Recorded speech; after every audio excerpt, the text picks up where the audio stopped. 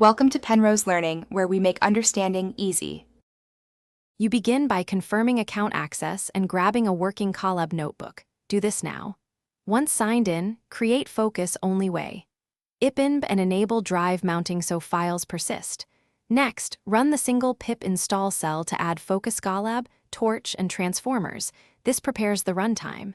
Make sure GPU runtime is selected if you need performance. Once done, restart the runtime when prompted so installed packages load cleanly, and you can proceed to implementation. You now mount Drive and import Focus Colab. Finish mounting, then load your dataset from /content/drive/my drive/focus data. Initialize Focus Colab model equals small, token equals your token, use GPU equals true to configure the environment. Once initialized, call pipeline. Per process, to normalize inputs, then pipeline.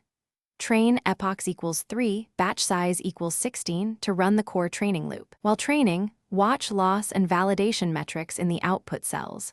If memory spikes, reduce batch size or switch to mixed precision to keep the run stable.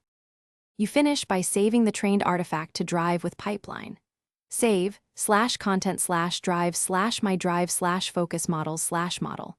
PT, and then run a quick inference test on representative samples to confirm behavior.